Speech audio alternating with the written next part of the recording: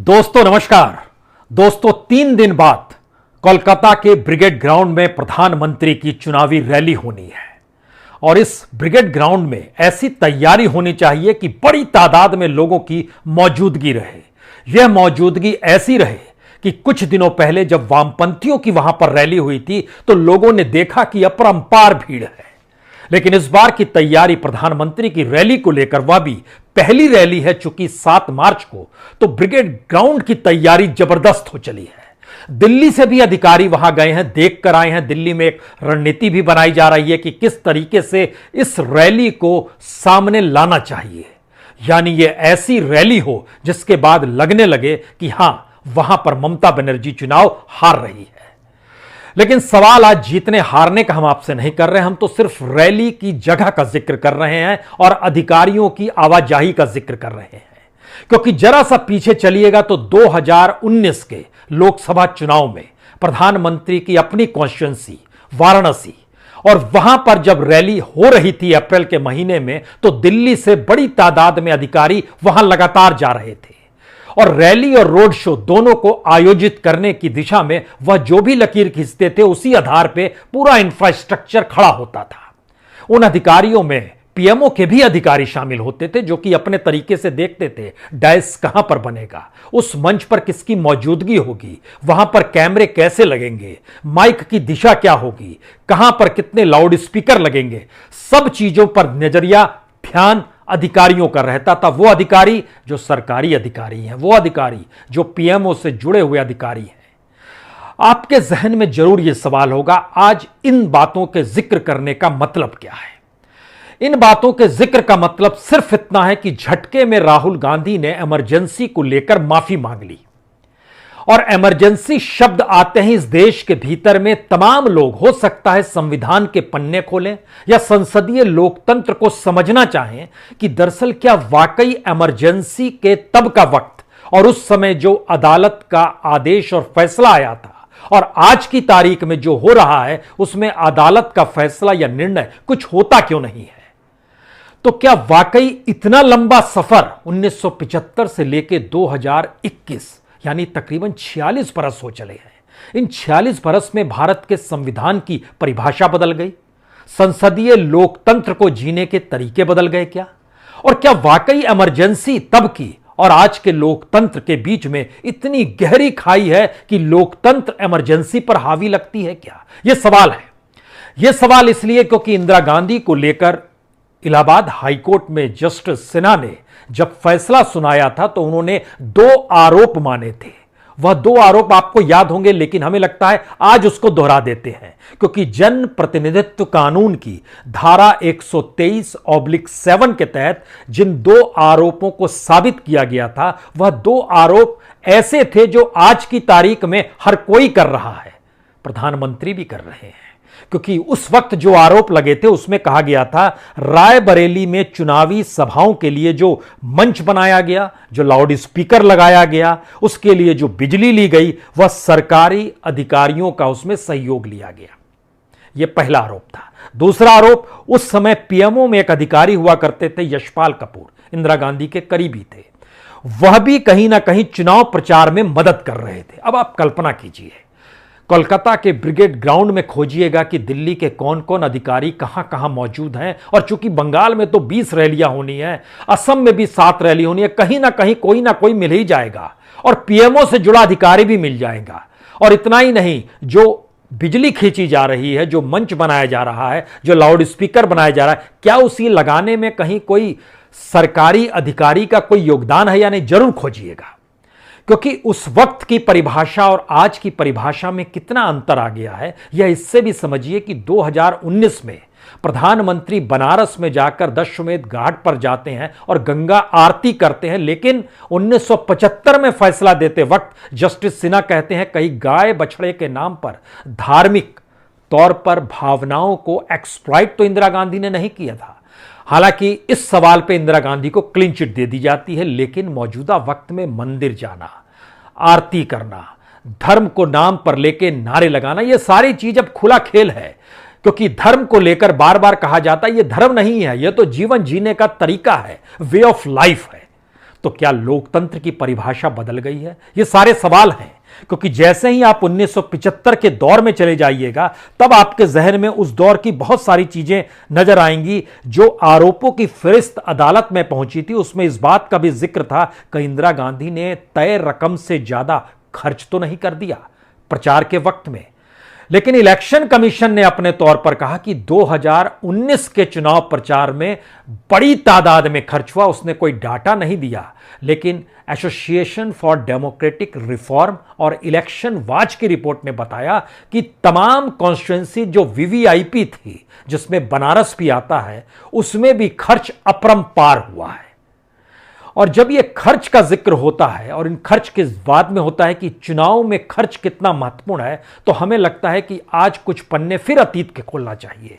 इंदिरा गांधी भी एक वक्त सोचती थी कि दरअसल खर्च, चुनावी खर्च को इतना बढ़ा दिया जाए जिससे कोई आम शख्स चुनाव लड़ ही ना सके। इस बात का जिक्र हमको लगता है किताब है, यह किताब चंद्रशेखर की के ऊपर लिखी गई रहबरी का सवाल है। इसमें चंद्रशेखर की एक जेल डायरी का हम आपको हिस्सा बताते हैं।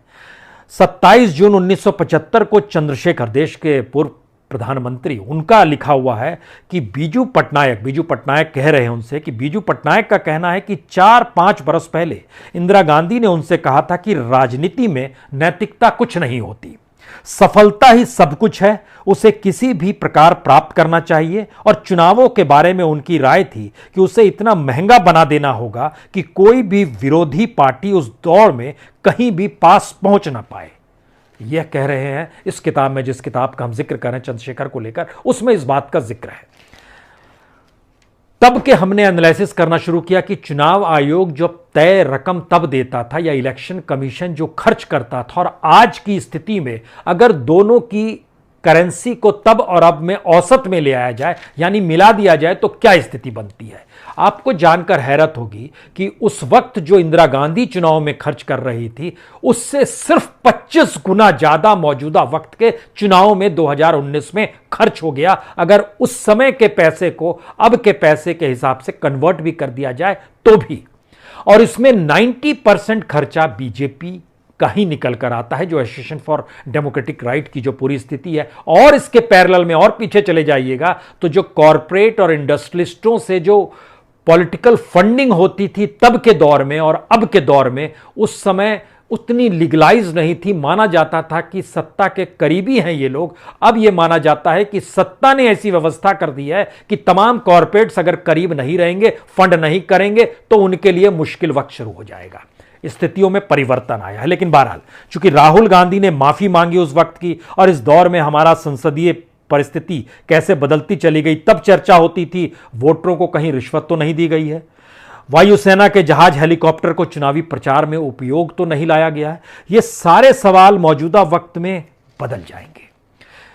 अब इमरजेंसी नहीं है, अब लोकतंत्र की परिभाषा नए रूप में गढ़ी जा रही है। संविधान को देखने का नजरिया आपके भीतर नए सिरे से आना होगा। जो जन प्रतिनिधित्व कानून है उसको भी इलेक्शन कमीशन ने अपने तौर पर जो व्याख्यात करने की सोच डेवलप की है, वह भी परिवर्तित हो गई है। क्योंकि जब इन बातों का हम आपसे जिक्र करते हैं तो हमको एक बात और जहन में यहां पर आती है। 2014 के चुनाव में जिन नारों को प्रधानमंत्री बनने से पहले मोदी जी ने लगाया था, उसके बाद वो नारे पूरे नहीं हुए, बल्कि उसके उलट की स्थिति आ गई। चाहे वो महंगाई का जिक्र हो, पेट्रोल डीजल की कीमतों का जिक्र हो, चीन का जिक्र हो, सीमा की परिस्थितियों का जिक्र हो, देश के भीतर की स्थितियों का जिक्र हो, एजुकेशन का जिक्र हो, हेल्थ का जिक्र हो, सबसे जुड़े हुए नारे लगे थे। उस समय इंदिरा गांधी ने 1971 में गरीबी हटाओ का नारा लगाया था। और गरीबी हटाओ के नारे के साथ एक सवाल यह आता है, वो अक्सर चर्चा में बैठती थी और पूछती थी, गरीबी हटाओ के नारे लगा लिए गए, लेकिन क्या गरीबी दूर की जा सकती है। यंग इंडिया में एक आर्टिकल चंद्रशेखर ने ही लिखा था। वो आर्टिकल की कॉपी आज संयोग से हमारे पास है। उन्होंने बहुत साफ 2-3 बातों का जिक्र किया था। उन्होंने कहा था, देखिए, अगर सरकार अपने वादे पूरे नहीं करती तो जनतंत्र से लोगों का विश्वास हट जाएगा। आज की तारीख में अगर सरकार अपने वादे पूरे नहीं करती तो इस सरकार को लेके भक्ति भाव और जाग जाएगा। चीजें उलट गई। उस समय यह साफ तौर पर उन्होंने लिखा कि जनता का विश्वास तोड़ना एक खतरनाक खेल है। मौजूदा वक्त में जनता के विश्वास को अपने वादों को अमल में ना ला पाने की परिस्थितियों को ही जीना शायद एक जबरदस्त काम हो गया है। इसीलिए अगर आप ध्यान दीजिएगा तो दो तीन बातें और होती है कि संसद के समर्थन से तो गरीबी नहीं हट सकती है, और समाज के भीतर का जो अभिजात्य वर्ग है उसको लेकर उस वक्त सवाल उठते थे कि आपको उनसे टकराना होगा। लेकिन यह किसे पता था कि धीरे धीरे संसद ही अभिजात्य वर्ग यानी रईसी तबके में कन्वर्ट हो जाएगी। और गरीबी हटाने के लिए सवाल यह नहीं है कि आप गरीबी में जिए हैं या नहीं जिए, सवाल यह है कि आपको अपने ही वर्ग के लोगों को काउंटर करना होगा, टकराना होगा। तो क्या मौजूदा वक्त में जब गरीबों का जिक्र होता है, किसानों का जिक्र होता है, मजदूरों का जिक्र होता है, तो यह सवाल बार बार उठ रहा है कि अगर ये आपके वोटर हैं तो आप इनकी बात को मानते क्यों नहीं हो? मानने से आपको टकराना होगा अपने ही रईस सांसदों के सोच, उसके विचार, उनके समाज से। क्या यह संभव है? शायद इसीलिए अक्सर यह कहा जाता है कि अमीरी के दिखावे को तो 24 घंटे में बंद किया जा सकता है, लेकिन गरीबी इस देश से हट जाए इसके लिए आपको 24 बरस भी कम पड़ेंगे। लेकिन क्या दिखावा ही इस देश की राजनीति का महत्वपूर्ण हिस्सा हो जाएगा? क्योंकि जिस तरीके से खर्च इस दौर में बढ़ते चला गया है, हर उस संस्थान और इंस्टीट्यूशन का जो सरकार की जरूरत है, और सरकार ने अपने बजट को ही कम कर दिया एजुकेशन के फील्ड में, हेल्थ के फील्ड में, लेकिन पुलिसिया तरीके से जो चीजें हो सकती है, चाहे वो सीबी हो, चाहे वो ईडी हो, चाहे वो इलेक्शन कमीशन हो, चाहे सुप्रीम कोर्ट हो, चाहे इन सब के बीच अलग अलग ऐसे ऑर्गेनाइजेशन जिनके जरिए सरकार को लगता है कि उसके अनुकूल उनका बजट बढ़ता चला गया। लेकिन बात यह नहीं है, बात उसके आगे की है। बात यह है कि 1971 में इंदिरा गांधी को जब जीत मिली थी तो जीत बड़ी शानदार मिली थी, और कहते हैं कि उसी के बाद कांग्रेस का संगठन जो था वो पंगु हो गया। अगर उसके रिफ्लेक्शंस 2014 में आप आइएगा तो नरेंद्र मोदी की जीत, हम बीजेपी की जीत यहां नहीं कहेंगे, नरेंद्र मोदी की जीत ने बीजेपी के संगठन को पंगु बना दिया। यानी 1971 के बाद कांग्रेस कमजोर होती चली गई और Indira Gandhi larger than life हो रही थी, और दूसरी तरफ Narendra Modi larger than life होते चले गए। बीजेपी की परिस्थिति धीरे धीरे कमजोर, संगठन कमजोर होता चला गया, और आरएसएस जो बाहर से भी दबाव बनाता था उसके पास भी इसके अलावे कोई चारा नहीं था कि वह प्रधानमंत्री की तारीफ में कसीदे गढ़े, चाहे वो आरएसएस के हेडक्वार्टर के सामने दशहरा का दिन हो या फिर किसी भी बैठक के दौर की परिस्थिति हो। कोई सवाल ना हो, क्योंकि यही वो आरएसएस है जो अटल बिहारी वाजपेयी के दौर में सवाल उठाती थी स्वदेशी को लेकर, एफडीआई को लेकर, और उन तमाम नीतियों को लेकर जिन नीतियों को लेकर मौजूदा वक्त में दफन कर दिया गया है। उस समय बहस भी हो जाती थी। चीजें बदली नहीं है, ये 21वीं सदी का ही जिक्र है, सारी चीजें उसी वे में चल रही है। लेकिन एक बात यहां पर और समझनी चाहिए, भारत में सिर्फ 4 शासक ऐसे रहे हैं जिन पर सही मायने में जो कह सकते हैं हम कि संसदीय जनतंत्र की कोई सीमा लागू नहीं होती। नेहरू प्रधानमंत्री बने, उस समय उनके पास खुली छूट थी, वो जैसे मन चाहे इस देश को ले जा पाए, वो ले भी गए। उन्होंने मिक्स्ड इकोनॉमी जिस रूप में अपनाई, बड़ी इंडस्ट्री लगाई, बड़े बांध बनाई, ये उनकी सोच थी, वो किस रूप में ले जा रहे। और समाजवादी का नारा उन्होंने दिया, समाजवाद का नारा उन्होंने अपने तौर पर दिया। नेहरू की वो सोच थी, उसको उन समय कोई सवाल नहीं कर सकता था। उसके बाद इंदिरा गांधी 1971 में जिस तरह से बांग्लादेश को बनाकर आई, उसके बाद वह लार्जर देन लाइफ हो चली थी। और इंदिरा गांधी ने उस दौर में या उससे पहले की परिस्थिति में देखिए तो किया भी, सिंडिकेट खत्म किया, बैंकों का राष्ट्रीयकरण किया, माइंस का राष्ट्रीयकरण किया। उस दौर में, उस दौर के पॉलिटिशियन से पूछिएगा तो कहेंगे हां, जनता में उत्साह था, युवाओं में उत्साह था कि अब राष्ट्रीयकरण चीजों का हो रहा है। तीसरी परिस्थिति मोरारजी देसाई के साथ आई।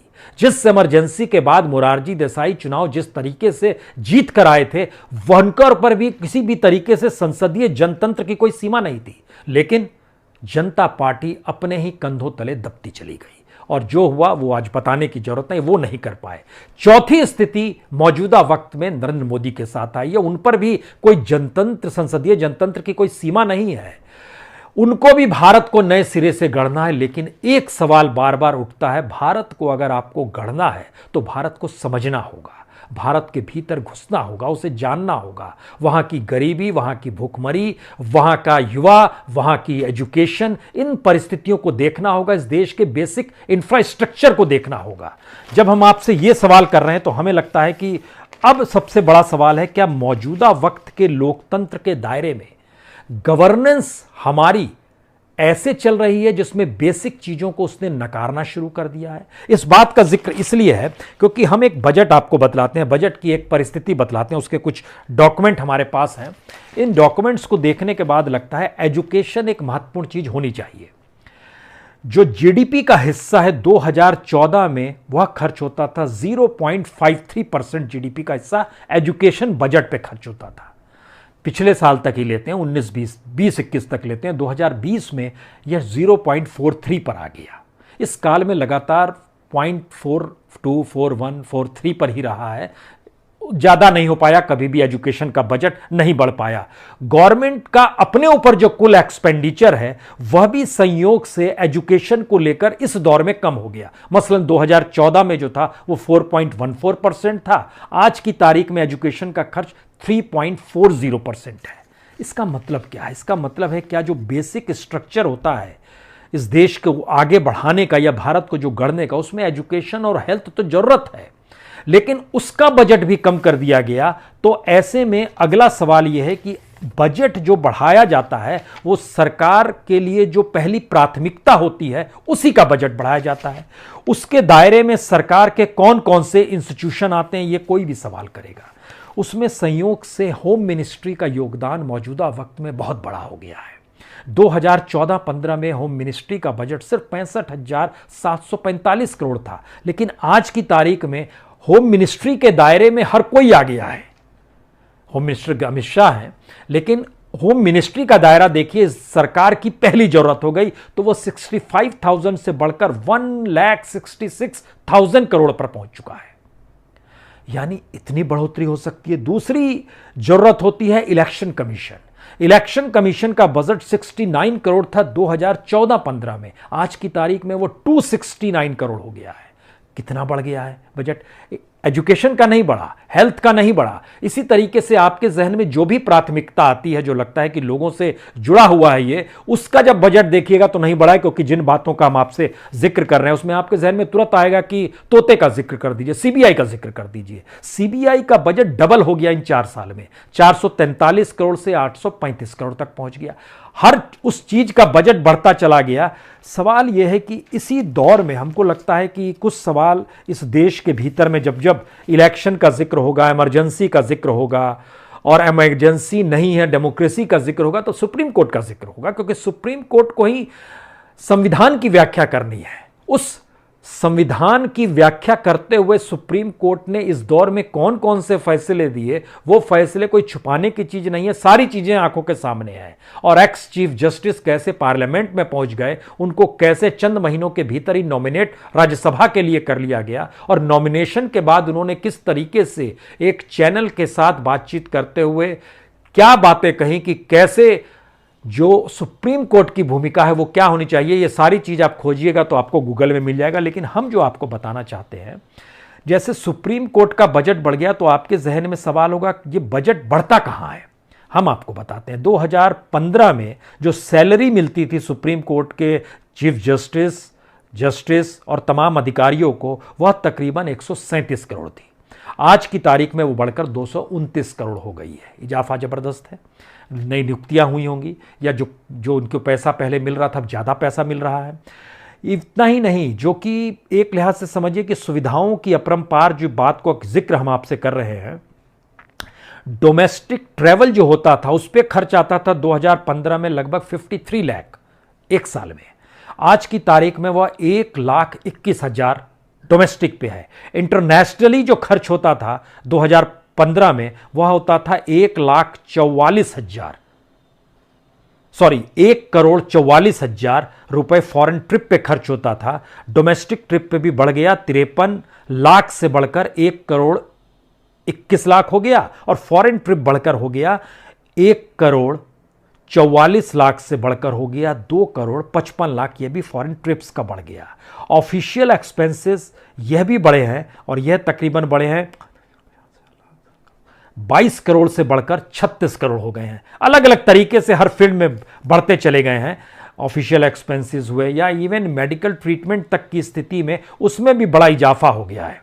उसमें तकरीबन 5 करोड़ 74 लाख रुपए खर्च होते थे 2015 में। आज लगभग 8 करोड़ 88 लाख रुपए खर्च होते हैं आज की स्थिति में। हम इस बात का इसलिए जिक्र कर रहे हैं कि सुविधाएं सबको मिलनी चाहिए। इस देश में नागरिकों की हैसियत संविधान के मातहत एक बराबर है, अधिकारियों की स्थिति एक बराबर है। सवाल यह है कि एचआरडी मिनिस्ट्री में काम करने वाला शख्स सीबीआई में काम करने वाले शख्स से बहुत कमजोर है। सवाल है ईडी में काम करने वाला शख्स इस देश के मेडिकल फील्ड में काम करने वाले शख्स की तुलना में बहुत आगे है। अगर दोनों आईएएस को भी ले लीजिएगा या आईपीएस की रैंकिंग में भी ले आइएगा तो भी समझने की कोशिश कीजिए कि यह डिफरेंस क्यों आया है। हमको यहां पर लगता है कि कुछ बातों को और समझने की जरूरत है। ध्यान दीजिए तो तरीके जो थे, इंदिरा गांधी के दौर में किचन कैबिनेट काम करती थी, मौजूदा वक्त में ज्वाइंट सेक्रेटरी बड़ा पावरफुल हो गया। और यह एक लिहाज से इस रूप में ज्वाइंट सेक्रेटरी पावरफुल है कि सेक्रेटरी जो होता है उनकी लॉबी बीच में ना आए तो ज्वाइंट सेक्रेटरी के साइन से ही सारे काम होते हैं। इस गवर्नेंस में जिस डेमोक्रेसी को हम लोग मौजूदा वक्त में देख रहे हैं उसमें ज्वाइंट सेक्रेटरी की भूमिका सबसे बड़ी हो जाती है। और इसी दौर में सबसे ज्यादा नियुक्तियां प्रोफेशनल्स की इस रैंकिंग में सबसे ज्यादा हुई है। इसका मतलब है कि जो आईएएस भी करते हैं और अलाइड सर्विस में आते हैं और उनकी जो फर्स्ट भूमिका जो होती है उस भूमिका को भी जीने के लिए सरकार ने ऐसी व्यवस्था की कि प्रोफेशनल्स उसमें आना शुरू कर दें। यानी चीजें कैसे धीरे धीरे बदलती चली जा रही है, यह भी बहुत बड़ा महत्वपूर्ण इसलिए हो चला है क्योंकि दोबारा लौट चलिए इस, जब हम जुडिशरी का आपसे जिक्र कर रहे हैं तो दोबारा एक परिस्थिति आपको बताते हैं। मौजूदा वक्त में अक्सर यह कहा जाता है कि सरकार के फैसले के खिलाफ जुडिशरी कैसे जा सकती है। जो सरकार ने सोच लिया तो कोई फैसला भी ऐसा आता नहीं है जिसमें लगे कि सरकार को झटका लग गया हो, नहीं लगता है। हमको लगता है आज की स्थिति का एक आकलन इंदिरा गांधी से आपको करके बतलाते हैं। इसका जिक्र भी उस दौर को लेकर और उस दौर में जेल डायरी को लेकर जो चंद्रशेखर ने जिक्र किया था, बड़ा शानदार जिक्र किया था। जब इलाहाबाद हाई कोर्ट से हार गई इंदिरा गांधी तो उन्होंने कहा सुप्रीम कोर्ट में हम दाखिल करेंगे उसके खिलाफ। सुप्रीम कोर्ट का जब सुनवाई पूरी हो गई और फैसला आने वाला था, ये 9 अक्टूबर का जिक्र हम आपसे कर रहे हैं, 9 अक्टूबर 1975, तो चंद्रशेखर अपनी जेल डायरी में जिक्र करते हैं कि दरअसल जितने भी कैदी और कर्मचारी थे जेल के भीतर में, सब कोई बहुत साफ तौर पर कह रहे थे कि फैसला तो इंदिरा गांधी के हक में ही होगा। इंदिरा के खिलाफ निर्णय देने का न्यायाधीशों में हिम्मत ही नहीं है, इन शब्दों का इस्तेमाल किया जा रहा था। और कोई निष्पक्ष होकर कैसे काम कर सकता है, और इलाहाबाद में ही जस्टिस सिन्हा की यह स्थिति आपने नहीं देख ली, तो क्या तब की स्थिति और अब की स्थिति में क्या अंतर है ये आप सोचिए। तब इमरजेंसी थी, आज इमरजेंसी नहीं है। यह स्थिति एक एनालिटिकल चीजों को समझने की कोशिश कीजिए जो इंस्टीट्यूशन के लिहाज से आप समझ सकते हैं। दूसरी स्थिति, जब फैसला आया, जब इलाहाबाद हाईकोर्ट का फैसला आया तो उस समय इंफॉर्मेशन ब्रॉडकास्टिंग मिनिस्टर, सूचना प्रसारण मंत्री इंद्र कुमार गुजराल हुआ करते थे। संजय गांधी ने उन्हें बुलवाया और उनसे कहा जिस तरीके से फैसला आया उसको बताने के जो तरीके हैं वह भी तो बदले जा सकते थे। आप यह भी काम नहीं कर पाए क्योंकि पीटीआई और यूएनआई दो एजेंसी थी जिसके जरिए पहली खबर आई थी। वह खबर लाने में आपको क्या दिक्कत थी?